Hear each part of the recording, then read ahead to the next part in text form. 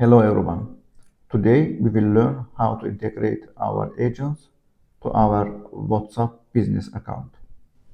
So, first we need to go to integration section, create integration, click WhatsApp, integration title, let's say WhatsApp. You may not fill it. Then we select assistant, API key, and then we need to click connect. After we click connect, a page for onboarding in Meta will be opened.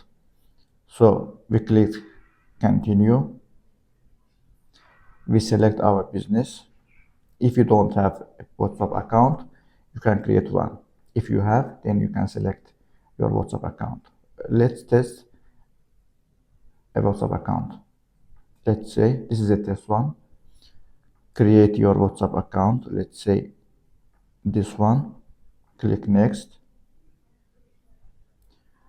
You can click to use display name only, then it will give you a random number, or you can use your own WhatsApp number. Let's say we want to use our own WhatsApp. Click, select your test WhatsApp number, click next, and then click confirm. After you confirm the number, it will be added to our platform.